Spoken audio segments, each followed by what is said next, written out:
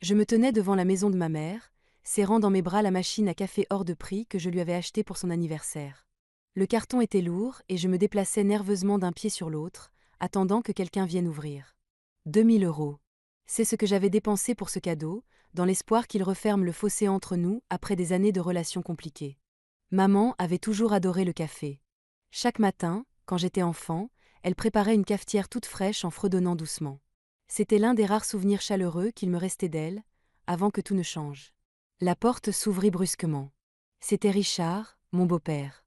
Son visage laissa transparaître une brève lueur d'agacement avant qu'il n'esquisse un sourire forcé. « Emma », dit-il d'un ton plat. Entrez. Je pénétrai dans ce qui avait autrefois été ma maison d'enfance, même si elle n'avait plus rien de familier. Les meubles que mon père avait choisis avaient disparu depuis longtemps, remplacés par le goût moderne de Richard.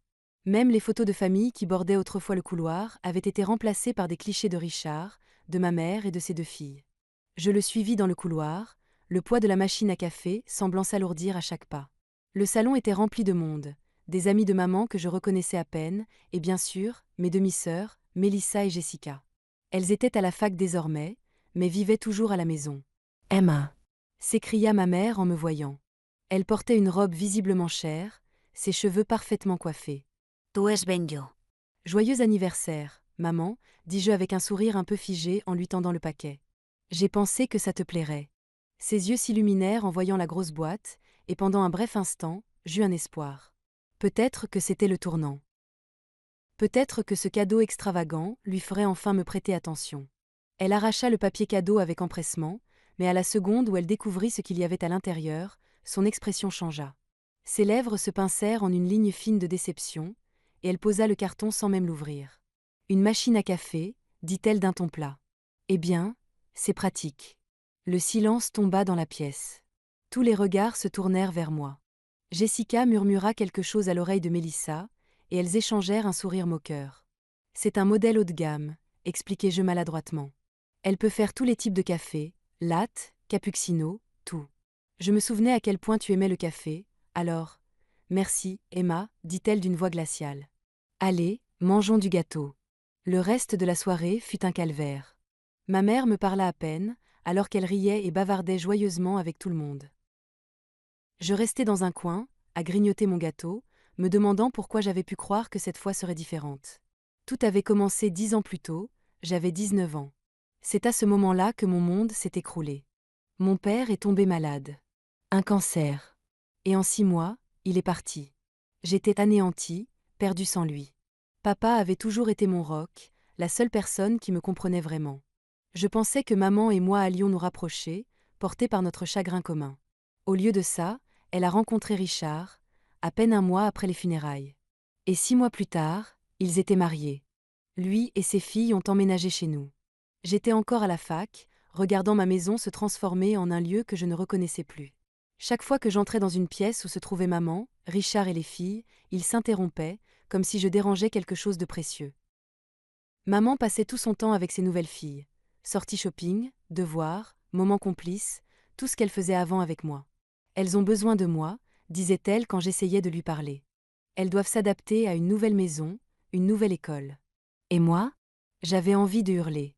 Moi aussi j'avais besoin d'elle. Je venais de perdre mon père.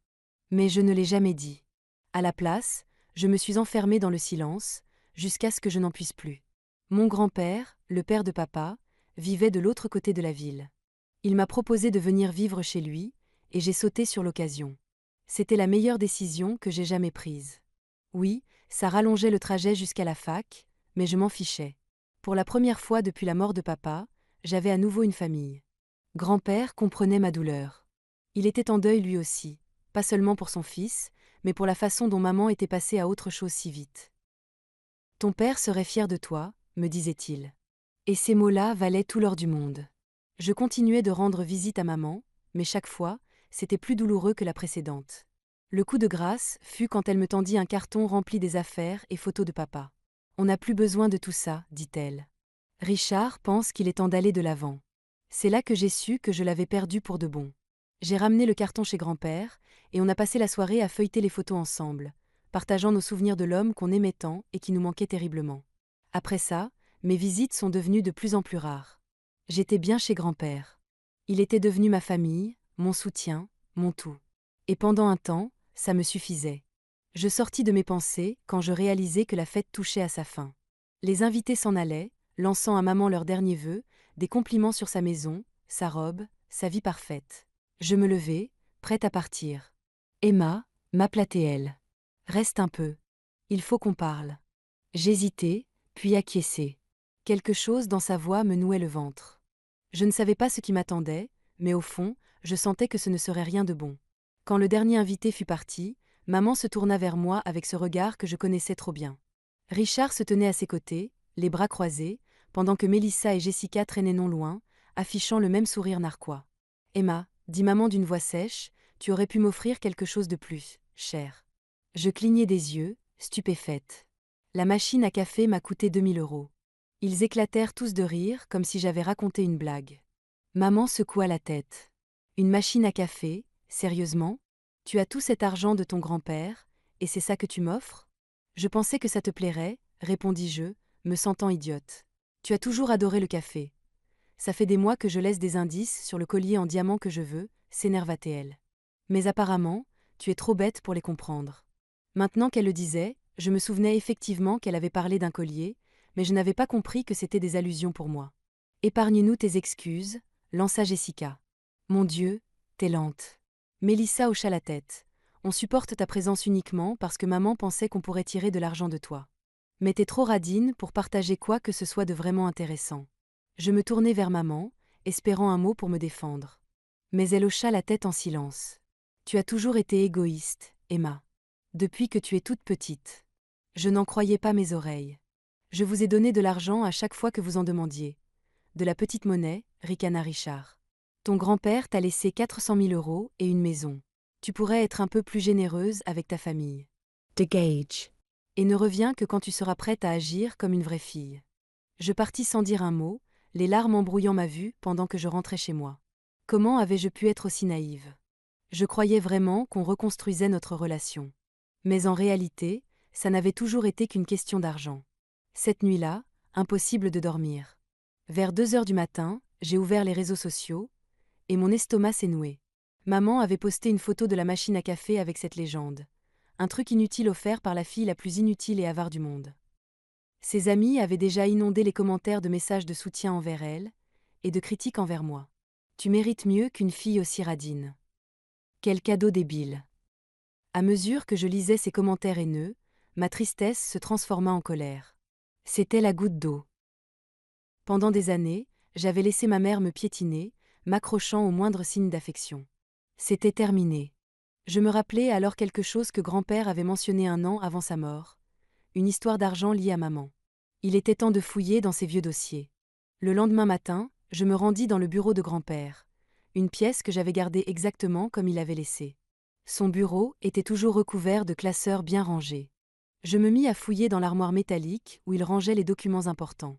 Au bout d'1 heure de recherche, je tombai dessus, un reçu légal signé par ma mère. Selon ce document, grand-père lui avait prêté 150 000 € pour lancer sa boulangerie, à la condition expresse qu'il pouvait réclamer le remboursement à tout moment. En tant qu'héritière, ce droit m'appartenait désormais. Je me laissai tomber dans l'ancien fauteuil en cuir de grand-père, repensant à ce moment où maman avait reçu cet argent. C'était environ 1 an après que j'avais emménagé chez lui. Elle était arrivée à l'improviste, m'avait à peine adressé un regard, et avait demandé à lui parler en privé. Ils étaient restés enfermés dans son bureau pendant plus d'1 heure. Elle voulait quoi? Avais-je demandé à grand-père quand elle était partie sans un mot. De l'argent pour ouvrir un commerce, avait-il répondu avec une mine soucieuse. J'ai accepté de lui prêter 150 000 €, mais seulement si elle signait un accord légal pour me rembourser si je le demandais. Tu lui donnes de l'argent, après tout ce qu'elle nous a fait? Je reste son ex-beau-père, Emma, m'avait-il dit doucement. Et puis, ça me donne une forme de levier, au cas où. À l'époque, je n'avais pas compris ce qu'il voulait dire. Mais maintenant, je comprenais parfaitement.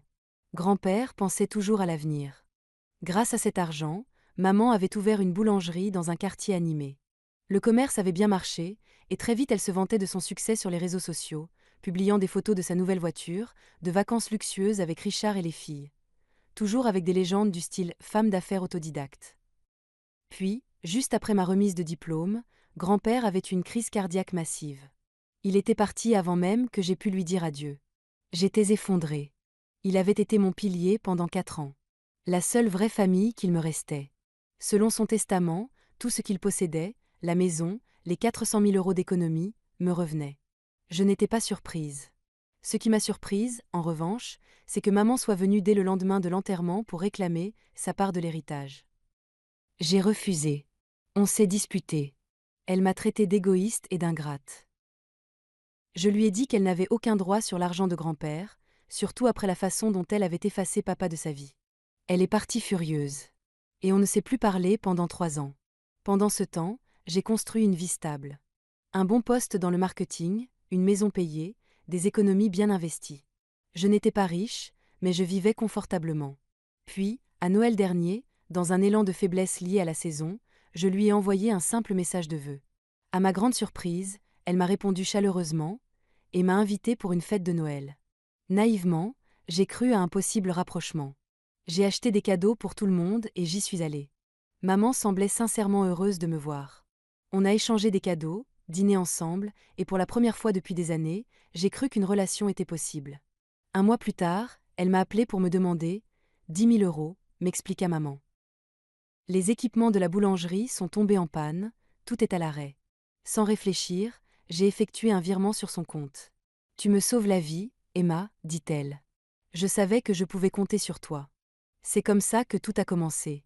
Ensuite, les demandes se sont enchaînées, 2 000 € pour les frais d'université de Jessica. 3 000 € pour un redressement fiscal inattendu. 1 500 € pour des réparations dans leur maison. À chaque fois, je donnais sans poser de questions, heureuse d'aider et espérant renforcer notre fragile réconciliation. Quelle idiote j'avais été. Avec le reçu en main, j'ai pris mon téléphone et appelé Maître Petit, l'ami et notaire de mon grand-père. Emma, S'exclama-t-il chaleureusement. Ça fait longtemps. Comment vas-tu? J'ai besoin de votre avis, répondis-je, avant de lui expliquer la situation avec maman et le prêt. Oui, je me souviens très bien avoir rédigé cet accord, dit-il. En tant qu'héritière légale de ton grand-père, tu as tout à fait le droit d'exiger le remboursement. Veux-tu que je m'en occupe? Oui, répondis-je fermement. Je le veux. Le lendemain matin, je me suis réveillée avec une clarté d'esprit que je n'avais pas ressentie depuis des années. Je me suis préparé un bon café et souris face à l'ironie de la situation. Maman s'était moquée de mon cadeau, mais moi, j'adorais ma machine à café. J'ai rappelé Maître Petit pour confirmer les détails de notre plan. Puis je suis allée acheter une petite boîte cadeau, du genre à contenir un écrin à bijoux. Parfait pour un collier en diamant. J'y ai glissé une copie du reçu du prêt, plié avec soin, accompagné d'un petit mot manuscrit, paiement intégral du sous 30 jours. Avant d'envoyer le paquet, j'ai écrit un message à maman, je me sens mal à propos d'hier. Je t'envoie un autre cadeau. Quelque chose que tu apprécieras sûrement plus que la machine à café. Sa réponse fut immédiate. J'espère que c'est le collier en diamant dont je parle depuis des mois. Yesuris. Ce sera une surprise que tu n'oublieras pas. J'ai appelé un service de livraison express, puis j'ai suivi le colis sur mon téléphone. Une fois marqué « livré », j'ai attendu. 30 minutes plus tard, mon téléphone s'est mis à vibrer frénétiquement. Maman appelait, encore et encore. Je refusais chaque appel. 10 appels. 15. 20. Puis les messages commencèrent à tomber. Emma, rappelle-moi tout de suite. Ce n'est pas drôle. Tu n'as pas le droit de me faire ça. Réponds à ce foutu téléphone. Je l'ai laissé mariner pendant 1 heure entière. Enfin, j'ai décroché, au 31 appel. Comment oses-tu? Hurla-t-elle avant même que je puisse dire bonjour. Tu n'as pas le droit de me réclamer cet argent. En fait, si. Je suis déjà en contact avec Maître Petit. En tant qu'héritière de grand-père, j'ai récupéré l'ensemble de ses biens et de ses créances. Y compris ta dette. C'était un accord entre lui et moi. Pas légalement. Le reçu précise bien que le prêt est exigible à la demande, par lui ou son héritier. Je suis cet héritier. Mais, je n'ai pas cette somme-là, sanglota-t-elle. La boulangerie ne marche pas si bien, on galère en ce moment. Ce n'est pas mon problème. Tu as 30 jours. Emma, s'il te plaît. Sa voix avait changé du tout au tout. Daus, suppliant. Je suis désolée pour la remarque sur la machine à café. J'avais trop bu. Tu sais comment je suis dans ces cas-là. J'ai supprimé ce stupide post sur les réseaux. Ce n'est pas une question de poste, maman. Ni de machine à café. Je fis une pause. C'est pour ces 10 dernières années où tu as toujours choisi les autres avant moi. C'est pour avoir effacé papa de ta vie 6 mois après sa mort.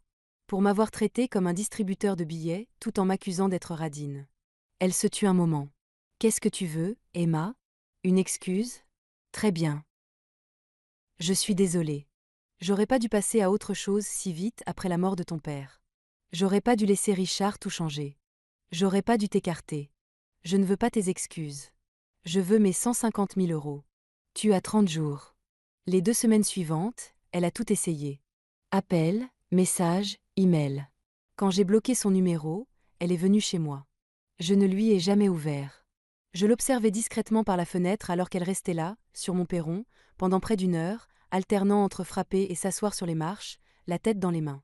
Richard a appelé mon bureau pour me parler. J'ai demandé à la sécurité de le faire sortir. Mélissa et Jessica ont envoyé des messages odieux depuis de nouveaux numéros.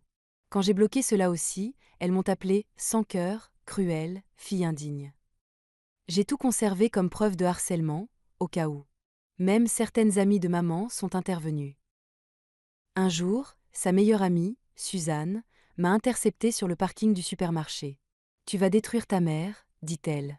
Elle risque de tout perdre. La boulangerie, la maison. Ce n'est pas mon problème, répondis-je en chargeant mes courses. Comment peux-tu être aussi froide? C'est ta mère, tout de même. Je la fixai droit dans les yeux. Où étiez-vous quand elle postait des horreurs sur moi? Quand elle m'a viré de sa vie après la mort de mon père? Quand elle a installé mes demi-sœurs dans ma chambre d'enfance? Quand elle a effacé toute trace de mon père de cette maison? Suzanne resta silencieuse. Elle secoua la tête, puis s'éloigna. 3 semaines après l'envoi du paquet, maître Petit m'appela. Ta mère m'a contacté.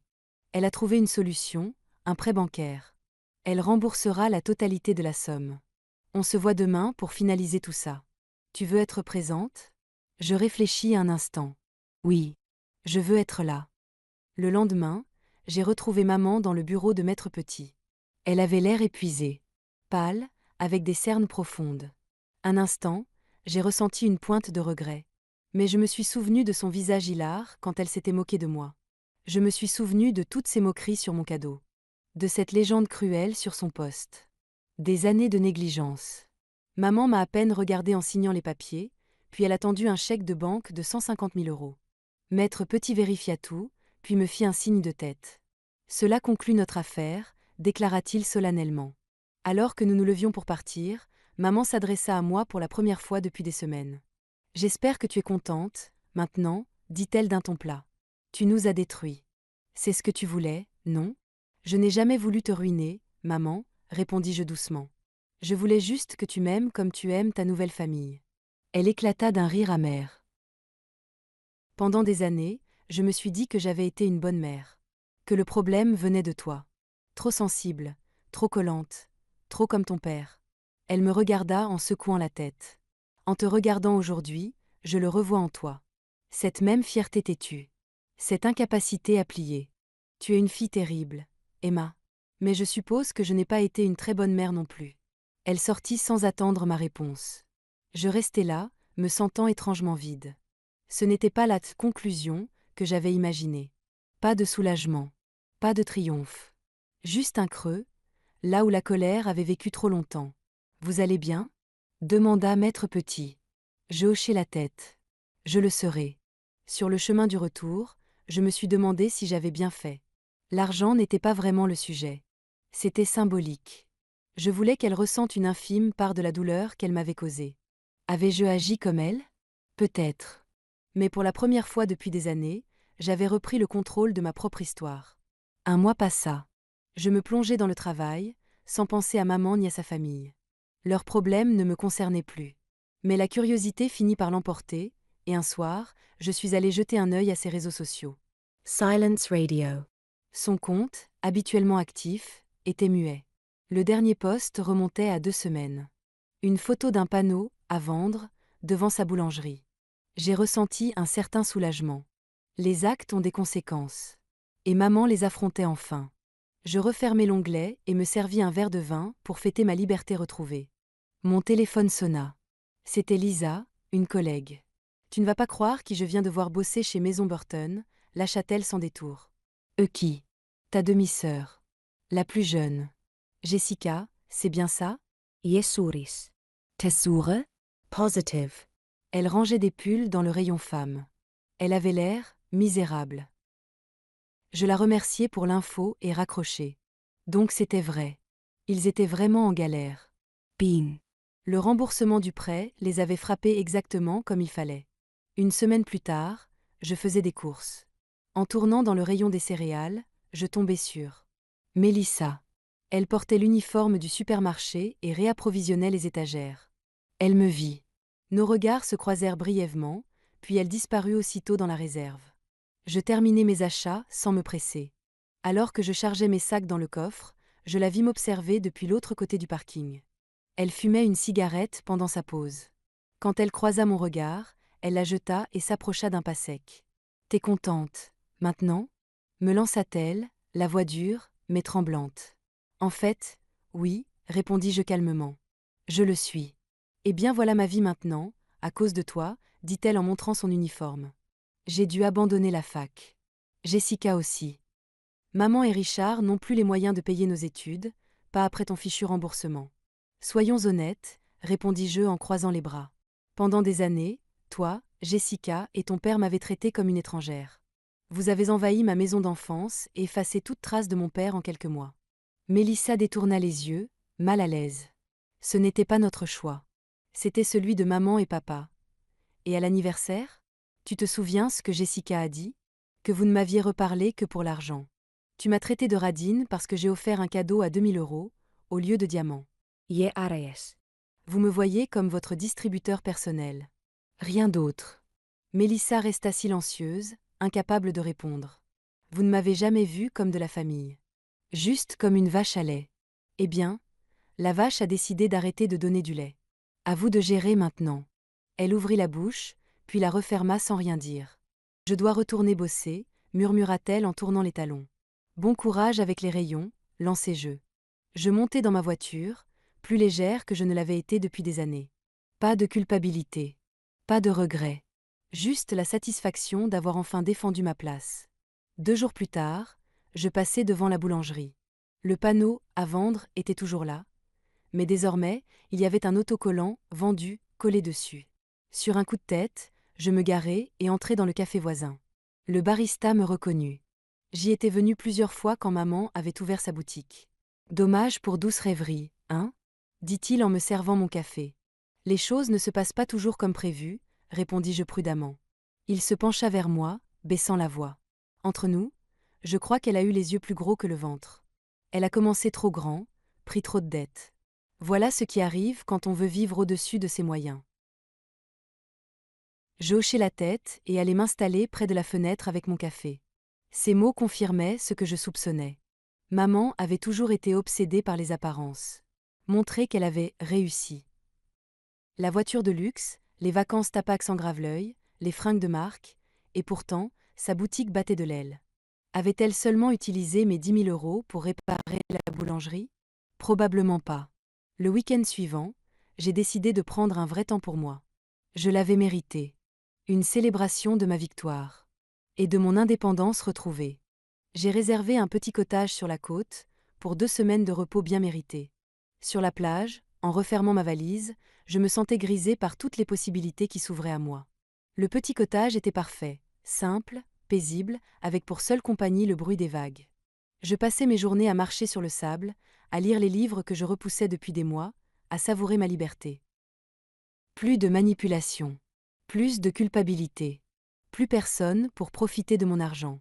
Le dernier jour, alors que je profitais des dernières heures de soleil, j'ai reçu un message d'un numéro inconnu. C'est Jessica. Mélissa m'a dit qu'elle t'avait vu. Je voulais juste te prévenir que maman boit beaucoup. Elle parle souvent de toi, et pas en bien.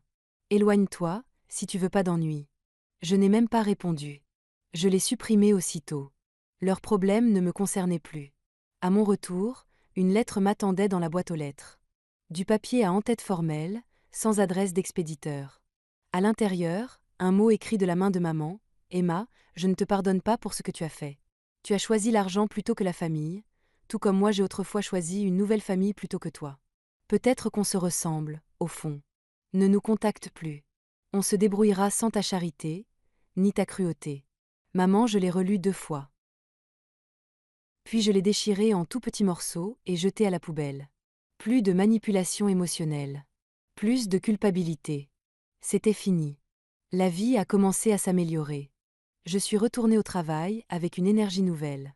J'ai recommencé à sortir, j'ai rejoint un club de lecture, et j'ai même commencé à planifier un voyage à Biarritz. Un rêve que je repoussais depuis des années. Par des connaissances communes, j'ai appris que maman et Richard étaient toujours ensemble, mais en difficulté. Les filles travaillaient toutes les deux à temps plein. Leurs études étaient mises entre parenthèses pour une durée indéterminée. Je n'ai ressenti aucune culpabilité. Elles avaient fait leur choix. Tout comme moi, j'avais fait les miens.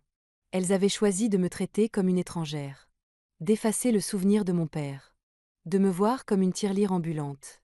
Moi, j'avais choisi de réclamer ce qui me revenait de droit. Et d'éloigner les gens toxiques de ma vie. Est-ce qu'on se reparlera un jour? Franchement, je m'en fiche. Certaines personnes ne méritent pas de rester dans votre vie. Même si ce sont des membres de votre famille. Surtout quand ce sont des proches, qui ne vous voient que comme un compte bancaire.